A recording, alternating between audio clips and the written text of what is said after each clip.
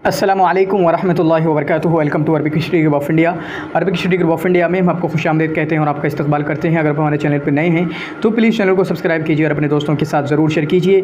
तो आज की वीडियो में हम बात करेंगे कि किस तरीके से पीएचडी एडमिशन पीएचडी के लिए आसाम यूनिवर्सिटी सिलचर में जो यूनिवर्सिटी है वहाँ पर पीएचडी के नोटिफिकेशन आए हुए हैं, तो आप उसको देख सकते हैं। यहाँ पर लिखा हुआ है online applications in prescribed from are invited for admission to the PhD program in Assam Silchar University। चुनांचे आसाम सिलचर यूनिवर्सिटी के उसमें सिलचर हेडक्वार्टर जो है और दीपू कैंपस, ठीक है, इन दो कैंपस के लिए, यानी एक हेडक्वार्टर में जो है जो कि सिलचर में और इसी तरीके से दीपू कैंपस में, इन दो में पीएचडी एडमिशन के लिए नोटिफिकेशन आ चुके हैं और ऑनलाइन एप्लीकेशंस आपके लिए आ चुके हैं। कौन से एकेडमिक सेशन 2022 और 23 के लिए। चुनांचे आप देखें डिटेल के लिए काफ़ी डिटेल है। अभी देखते हैं कौन कौन से डिपार्टमेंट पीएचडी ऑफर कर रहे हैं, जिनमें से हमारा अरबिक वाला यहाँ पर झांकता हुआ 9वें नंबर पे नज़र आता है। उसके अलावा भी देखें 35-36 और हैं, ठीक है, 35-36 और हैं। चुनांचे ये 35 और 36 कहाँ पर हैं, वो आपके सिलचर कैंपस में हैं, जबकि आपके जो दीफू कैंपस है वहाँ पर कुछ कम है, वहाँ पर अरबिक शायद नहीं है, तो उसको देखेंगे।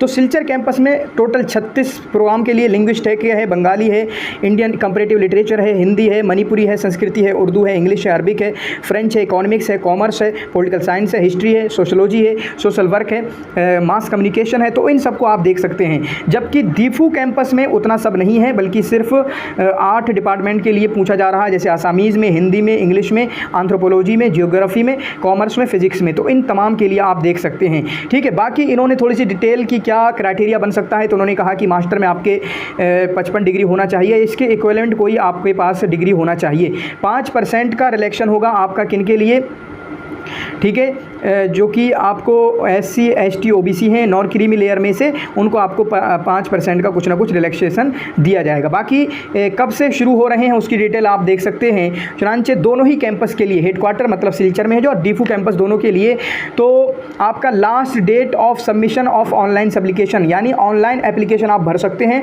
उसकी लास्ट डेट क्या होगी, 27 अक्टूबर। तो जो भी इंटरेस्टेड हैं पीएचडी करने के लिए, आसाम से ताल्लुक़ रखते हों या फिर उसके आसपास जो नॉर्थ ईस्ट के इलाके हैं, या इसी तरीके से पूरे इंडिया में कहीं भी अगर आसाम में आप पीएचडी करना चाहते हैं तो आप इसमें अप्लाई कर सकते हैं। अरबिक की सीट्स अवेलेबल हैं। तो 27 अक्टूबर 2022 जो है इसकी लास्ट डेट है, यानी अभी तकरीबन 1 महीना आपके पास मौजूद है, ठीक है।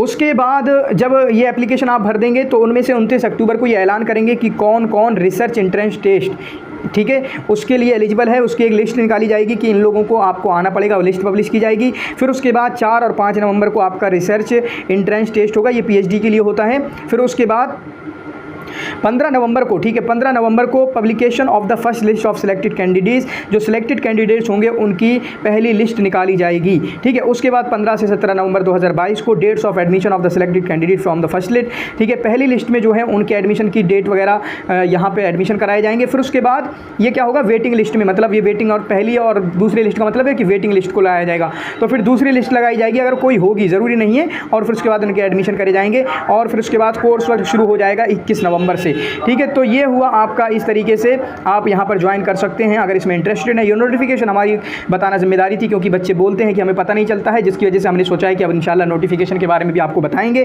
ताकि आपको कोई चीज़ आपसे मिस ना होने पाए। अगर हमारे यूट्यूब के देखने वाले हैं तो आपको हर तमाम चीज़ों की जानकारी होती रहे। तो शुक्रिया जज़ीला, जज़ाकुमुल्लाह खैर व हसन जज़ा, बारकल्लाहु फ़ीकुम।